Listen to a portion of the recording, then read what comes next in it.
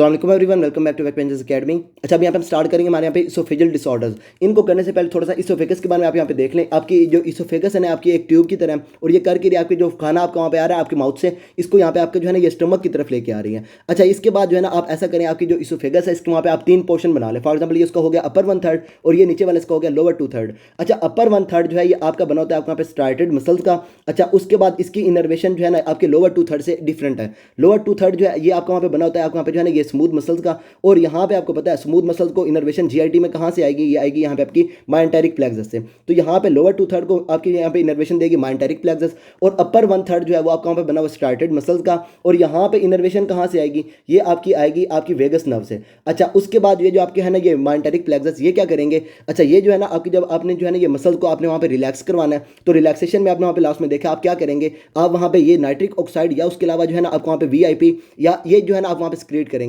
और ये दोनों क्या करवाएंगे, आपके जो स्मूथ मसल्स या फिर आपके जो स्फिंक्टर्स हैं इनके वहाँ पे रिलैक्सेशन करवाते हैं। अच्छा, इसके बाद अगर आपने यहाँ पे जो है ना आपने वहाँ पे आपकी ये कंट्रैक्शन करवानी है तब आप क्या करेंगे, आपके जो नर्व्स होंगे आपकी जो माइंटेरिक प्लेक्सस है यहाँ पे आपकी सिक्रीशन होगी एसिटाइलकोलिन की और ये क्या करवाएगी, आपकी जो सेल्स हैं उसको वहाँ पे एक्टिवेट करवा के आपके वहाँ पे जो है ना ये कंट्रैक्शन करवाएगी। रिलैक्सेशन में आपने ये आपकी जो है ना ये नो वीआईपी याद रखना है और उसके बाद एक्टिवेशन में आपने यहाँ पे याद रखना है एसिटाइलकोलिन। अच्छा, इसके बाद ये होगी आपके यहाँ पे इसकी इनर्वेशन। अच्छा, इसके बाद जो है ना ये आपके जो इसोफेगस होती है इसके अंदर होते हैं आपके 2 तरह के वाल्व। एक तो आपको पता है आपको यहाँ पे जो है ना लोअर इसोफेजियल वाल्व होता है या फिर आपका जो लोअर इसोफेजियल स्फिंक्टर होता है और वो क्या करता है आपके जो जब आपको वहाँ पे रिलैक्स करता है तब आपका जो खाना है वो आपका वहाँ पे इसोफेगस से आपके स्टमक के अंदर जाता है। अब क्योंकि आपकी जो आपके इसोफेगस है इसका वहाँ पे लोअर 2/3 जो है वो आपका बना स्मूथ मसल्स का, तो ये जो आपका होगा ना लोअर इसोफेजियल स्फिंक्टर ये भी आपको वहाँ पे बना होगा लो आपके जो है ना स्मूथ मसल्स का। इसके बाद एक चीज़, अगर यहाँ पे आपका लोअर इसोफेजियल स्फिंक्टर है तो आपको वहाँ पे अपर इसोफेजियल स्फिंक्टर भी मिलेगा। तो अपर इसोफेजियल स्फिंक्टर में आपने याद रखना है ये आपका यहाँ पे स्ट्राइटेड मसल का बना हुआ है और यहाँ पे आपने मसल्स याद रखने हैं, आपका एक क्रिकोफ्रेंजियस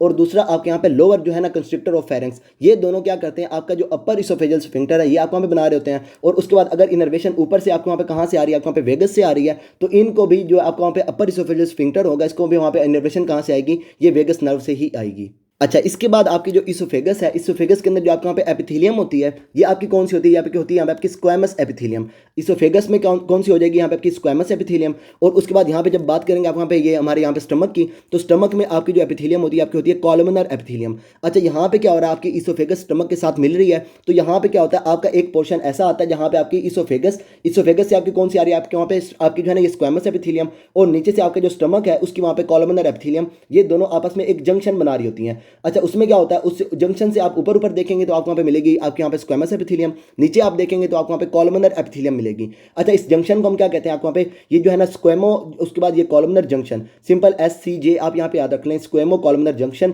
स्क्वेमो कॉलमनर जंक्शन से ऊपर आपको वहाँ पे इसोफेगस है और इससे नीचे यहाँ पे आपका स्टार्ट हो गया आपका आपके जो है ना ये स्टमक। अच्छा, यहाँ पे जो है ना ये आपका हो गया जंक्शन। अच्छा, ये जो है ना यहाँ पे ये आपके जो जंक्शन है ये आपको बहुत इंपॉर्टेंट है। जब आप वहाँ पे बाद में करेंगे ना आपको वहाँ पे डिजीजेज वगैरह, तो उसमें क्या होगा, ये जो आपको वहाँ पे जो है ना नॉर्मली अगर यहाँ पे आपका पड़ा हुआ है तो जब आपके जो रिफ्लक्स होगा, रिफ्लक्स में क्या होगा, ये आपकी जो है ना ये आपका एसिड जो है ये आपका वहाँ पे इसोफेगस के अंदर आ रहा होगा। तो ये जो आपका है ना ये आपको वहाँ पे ये जंक्शन बना हुआ है ये आपका ऊपर की तरफ आपको वहाँ पे डिस्प्लेस कर जाता है और यहाँ पे क्या होता है, आपको जो इसोफेगस है उसके अंदर आपको वहाँ पे जो है ना ये कॉलमनर एपिथेलियम मिलनी शुरू हो जाती है और ये डिजीज हमारी हो जाती है बैरेट इसोफेगस। यहाँ पे आपने याद रखना है आपका जो है ना ये स्क्वैमो कॉलमनर जंक्शन जो है ये आपका ऊपर की तरफ चला जाता है। अच्छा, स्टार्ट में क्या होगा, आपका जो पेशेंट है उसके अंदर वहाँ पे उसका ये जो रिफ्लक्स हो रहा होगा ये क्या करेगा, स्टमक की जो होगी ना यहाँ पे आपकी क्या कहते हैं इसको, ये जो एपिथेलियम होगी कॉलमनर एपिथेलियम उसके अंदर इसको कन्वर्ट करवाएगा, ये आपका होगा गर्ड तक। अच्छा, इसके बाद अगर ये पेशेंट के अंदर क्रोनिक चलता रहेगा तो आपकी ये जो होगी ना स्क्वैमस एपिथेलियम ये आपकी रिप्लेस हो जाएगी आपको वहाँ पे इंटेस्टिनल एपिथेलियम के अंदर। अच्छा, इंटेस्टिनल एपिथेलियम आपकी होती है नॉन सिलिएटेड कॉलमनर एपिथेलियम और वहाँ पे आपको मिलते हैं गॉबलेट सेल्स। जब आपको यहाँ पे गॉबलेट सेल्स मिलने शुरू हो जाएंगे तब आपका जो पेशेंट है उसके अंदर ये हो जाएगा इसोफेगस, आपका जो है ना ये बैरेट इसोफेगस। उससे पहले तक आपको वहाँ पे जो है ना ये आपको ये जो गर्ड है ना वो आपको वहाँ पे जो है ना इसके अंदर चेंज करवा रहा होगा और ये जो पेशेंट के अंदर गर्ड हो रहा होता है ये उसको वहाँ पे जो है ना ये कार्सिनोमा की तरफ भी लेके जा रहा होता है, जो हम बाद में देखेंगे। अच्छा, इसोफेगस के अंदर आपको जो है ना आपको वहाँ पे अपर इसोफेजियल स्फिंक्टर का पता चल गया, उसके बाद आपको वहाँ पे लोअर इसोफेजियल स्फिंक्टर का पता चल गया, इनर्वेशन का पता चल गया। अच्छा, इसके बाद जो है ना यहाँ पे हम देखेंगे हमारे यहाँ पे ब्लड सप्लाई इसकी कहाँ से आती है। अच्छा, इसोफेगस जो है ये आपके वहाँ पे जो है ना ये आपके वहाँ पे ट्रेवल कर रही है, आपको वहाँ पे पहले तो आपको वहाँ पे नेक वाला पोर्शन हो गया, फिर इसके बाद आपको वहाँ पे थॉरेक्स वाला पोर्शन हो गया और लास्ट पे आपको वहाँ पे एब्डोमिनल वाला पोर्शन हो गया। अच्छा, इसकी ब्लड सप्लाई भी जो है ना हर पोर्शन के हिसाब से डिफरेंट जो आर्टरीज हैं वहाँ पे आपकी लेके आ रही होती हैं। जब आप बात करेंगे आप वहाँ पे जो है ना ये आपके आपके नेक वाले पोर्शन की, तो वहाँ पे जो ब्लड सप्लाई आएगी वो आपकी आएगी यहाँ पे आपकी इन्फीरियर थायरॉयडल आर्टरी जो है उससे आएगी। और अगर ये आर्टरी आपकी आ रही है आपके वहाँ पे इन्फीरियर थायरॉयडल आर्टरी, तो यहाँ से ब्लड जो आपको वहाँ पे वापस जाएगा वो भी आपको वहाँ पे जाएगा इन्फीरियर थायरॉयडल वेन के अंदर। इन्फीरियर थायरॉयडल आर्टरी जो है वो लेके आएगी, और ये जो आपकी होगी ना इन्फीरियर थायरॉयड वेन, ये ब्लड जो है वहाँ पे आपका जो है ना इसको वापस लेके जा रही होगी। अच्छा, ये आपके हो गए आपके नेक वाला पोर्शन। जब आप बात करेंगे आपको यहाँ पे थॉरेक्स वाला पोर्शन, तो थॉरेक्स वाले पोर्शन में जो आपकी ब्लड सप्लाई आएगी वो एक तो आएगी यहाँ पे आपकी ब्रोंकियल आर्टरी से, और दूसरी आपके यहाँ पे जो आपका एब्डोमिनल एओर्टा आपको यहाँ पे चल रहा है ना, सॉरी हमारे यहाँ पे थोरेसिक एओर्टा जो आपको यहाँ पे चल रहा है उससे ब्रांचेस निकलेंगी जो आपको यहाँ पे जो इसोफेगस जो है उसको यहाँ पे सप्लाई दे रही होंगी। तो यहाँ पे जो आपकी ब्लड सप्लाई आएगी वो आपकी आएगी ब्रोंकियल आर्टरी, और उसके बाद आपकी जो है ना ये आपके जो थोरेसिक एओर्टा उससे जो ब्रांचेस निकलेंगी इसोफेगस के लिए वो इसको यहाँ पे ब्लड सप्लाई दे रही होंगी। अच्छा, यहाँ पे जो आपके होगा ना ये आपका जो थोरेसिक वाला पोर्शन है, यहाँ से ब्लड सप्लाई आपको वहाँ पे वापस कहाँ से जाएगी, आपकी ब्लड ड्रेनेज कहाँ पे होगी, तो यहाँ पे आपने याद रखना है एजाइगस वेन और उसके बाद हमारे यहाँ पे हेमी एजाइगस वेन, ये दोनों क्या करेंगे आपकी जो है ना ये ब्लड सप्लाई को वापस लेके जा रही होंगी। अच्छा, यहाँ तक ये जो ब्लड सप्लाई आपके वहाँ पे इसोफेगस की तरफ आ रही है ये आपके वहाँ पे सिस्टेमिक सर्कुलेशन में वापस जा रही है, मतलब ये जो है ना आपको वहाँ पे डायरेक्टली कहाँ पे जाएगी, आपको वहाँ पे जो है ये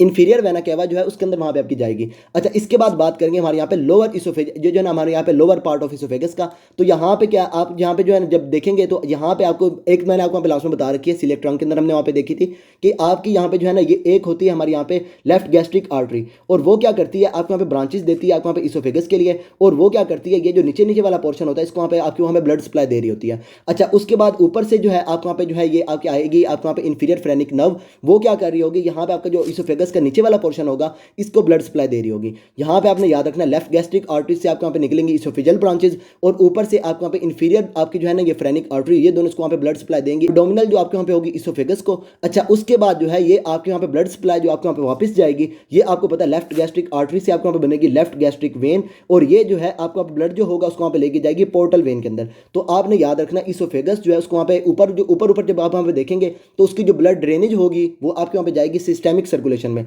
और नीचे वाली जो उसकी वहाँ पे ब्लड उसकी जो ड्रेनेज हो रही है वो आपको वहाँ पे जाएगी पोर्टल वेन के अंदर। अच्छा, इसके बाद एक चीज़ आप वहाँ पे देखेंगे बाद में आप वहाँ पे ना ये एक्लेजिया को। अच्छा, एक्लेजिया के केस में क्या होगा आपके जो लोअर इसोफेजियल स्फिंक्टर जो आपको मैंने बताया ना जहाँ पे आपकी इनर्वेशन कहाँ से आ रही है आपको वहाँ पे आ रही है माइंटेरिक प्लेक्सस से, वहाँ पे आप ये रिलैक्सेशन के लिए आप क्या सिक्रिएट कर रहे हैं आप वहाँ पे नो वीआईपी को सिक्रिएट कर रहे हैं। अच्छा, अगर यहाँ पे नो वीआईपी आपको वहाँ पे सिक्रिएट नहीं होगा तब आपका ये जो लोअर इसोफेजियल स्फिंक्टर है ये आपको वहाँ पे रिलैक्स नहीं करेगा। जब ये रिलैक्स नहीं करेगा तो आपका जो फूड है वो आपका इसोफेगस से आपको वहाँ पे स्टमक के अंदर नहीं जाएगा, और वो फूड आपको यहाँ पे इसोफेगस के अंदर ही आपको वहाँ पे रुकना शुरू हो जाएगा। अच्छा, यहाँ पे क्या हो जाएगा आपका जो लोअर इसोफेजियल स्फिंक्टर है आपको वहाँ पे कंट्रैक्टेड रहेगा, रिलैक्स नहीं होगा, और यहाँ पे आपकी कैरेक्टरिस्टिक अपीयरेंस क्या हो जाएगी यहाँ पे आपकी ये बर्ड बिग डिफॉर्मिटी। अच्छा, इसके बाद कुछ पॉइंट्स देखते हैं आपका ये जो है ना नॉर्मली आप वहाँ पे अगर देख रहे हैं पेशेंट के अंदर तो आपका ये जो स्टमक है उससे आपका जो आपका एसिड वगैरह है वो आपका जो है ना ये नॉर्मली आपको वहाँ पे इसोफेगस के अंदर नहीं जा रहा होता। अच्छा, ये आपका नॉर्मली क्यों नहीं जा रहा होता, उसमें एक तो चीज़ हो गई यहाँ पे आपका लोअर इसोफेजियल स्फिंक्टर जो आपका वहाँ पे स्मूथ मसल्स का बना हुआ है, और वो क्या करता है कंट्रैक्टेड हो जाता है जब आपका वहाँ पे जो फूड होता है ना आपको वहाँ पे जाता है आपको वहाँ पे स्टमक के अंदर, तो वो क्या करता है आपको वहाँ पे कंट्रैक्ट कर जाता है। तो उसकी वजह से एक तो चीज़ आपका वहाँ पे जो है ना ये आपका जो स्टमक के अंदर से आपका एसिड है ये आपका या फिर आपका जो फूड वगैरह आपका स्टमक के अंदर आया हुआ है ये आपको पे आपका स्टमक से इसोफेगस की तरफ नहीं जाता, एक रीजन इसकी ये होगी। अच्छा, दूसरे नंबर पे आपके यहाँ पे क्या होता है ये जो आपके होते हैं ना स्टमक के अराउंड आपको वहाँ पे मिलती है आपके यहाँ पे जो है ना ये डायफ्राम। अच्छा, ये भी क्या करता है एज अ वॉल बिहेव करता है, और ये भी क्या करता है आपके जो स्टमक से आपका जो होता है ना ये एसिड वगैरह इसको वहाँ पे ऊपर नहीं जाने देता। दो हो गई। इसके बाद आपने एक चीज़ याद रखनी है आपके यहाँ पे चल रही होती है नॉर्मल पेरिस्टालसिस, और ये पेरिस्टालसिस क्या करती है फूड को आपके जो इसोफेगस है उससे ये नीचे लेके जा रहे होते हैं आपके यहाँ पे स्टमक की तरफ। अच्छा, ये पेरिस्टालसिस आपकी इतनी स्ट्रॉन्ग होती है कि अगर आप वहाँ पे जो है ना पेशेंट के ये जो उसकी वहाँ पे ना टांगे ऊपर करके भी आप उसको खिलाएंगे ना तब भी उसका जो फूड है वो क्या करेगा उसके यहाँ पे ना माउथ से डायरेक्टली कहाँ पे जा रहा होगा आपको यहाँ पे स्टमक की तरफ जा रहा होगा, इधर उधर नहीं जाएगा नॉर्मली अगर देखा जाएगा तो। अच्छा, यहाँ पे एक तो चीज़ होगी यहाँ पे आपकी नॉर्मल पेरिस्टालसिस, वो क्या करेगी आपका जो फूड है उसको वहाँ पे लेके जाएगी आपको यहाँ पे स्टमक की तरफ, और स्टमक से नॉर्मल पेरिस्टालसिस इसको दोबारा वापस नहीं आने देगी। अच्छा, ये तीन चीज़ें होंगी। इसके बाद चौथी चीज़ एक जो हमारे यहाँ पे इंपॉर्टेंट है वो ये कि आपका ये जो स्टमक है ना स्टमक और इसोफेगस के दरमियान में आपको थोड़ी सी मिलती है एंगुलेशन। अच्छा, यहाँ पे आपका ये फॉर एग्जाम्पल आपको यहाँ पे स्टमक बन गया। अच्छा, यहाँ पे क्या ये जो आपको यहाँ पे पोर्शन बना हुआ है आपको वहाँ पे एंगुलेशन वाला ये भी क्या कर रहा है आपके यहाँ पे जो स्टमक का कंटेंट है उसको वहाँ पे इसोफेगस के अंदर नहीं जाने दे रहा। चार चीज़ें आपने याद रखनी है जो पेशेंट के अंदर वहाँ पे ये जो गर्ड है जो आपको वहाँ पे रिफ्लक्स हो रहा होता है इसको वहाँ पे नहीं करने दे रही होती। अच्छा, इसके बाद आपने एक और चीज़ याद रखनी है वो ये कि आपकी जो इसोफेगस है ये आपको वहाँ पे जो डायफ्राम पड़ा हुआ है इसको वहाँ पे जो है ये पियर्स करके आपको वहाँ पे आपके एब्डोमिनल कैविटी के अंदर जाती है। कौन से लेवल पे करती है आपने यहाँ पे याद रखना है 10th थोरैसिक वर्टिब्रा, वहाँ पे ये क्या करती है आपको वहाँ पे पड़ा होता है आपको वहाँ पे जो है ना ये इसोफेजियल हिएटस आपके डायफ्राम का, और वहाँ से आपकी जो इसोफेगस है ये आपकी कहाँ पे जाती है आपको वहाँ पे एब्डोमिनल कैविटी के अंदर जा रही होती है। अपर इसोफेजियल स्फिंक्टर आपने याद रखना है वो आपके वहाँ पे स्ट्राइटेड मसल का बना हुआ है, लोअर इसोफेजियल स्फिंक्टर आपको वहाँ पे स्मूथ मसल का बना हुआ है। इनर्वेशन में आपको वहाँ पे बता दी। तो ये सारा था यहाँ पे हमारी जो है ना इसोफेगस के बारे में। अब यहाँ पे जो है ना इसके बाद हमारी जो नेक्स्ट वीडियोस होंगी उसके अंदर वहाँ पे हम जो है हमारी जो इसोफेगस है इसकी जो प्रॉब्लम्स है ये यहाँ पे हम करेंगे। फर्दर आपको इसके अंदर कोई भी प्रॉब्लम हो then you can ask me and till then अल्लाह हाफिज़। Give a damn about a hater when I feel like it. Not today, not today, not today, not tomorrow. Get out my way, please, I'm tryna get paid. Not today, not today, not today, not tomorrow. Get out my way, please, I'm tryna get paid. I've been broke for 27 years, I ain't going for 28. Been seeing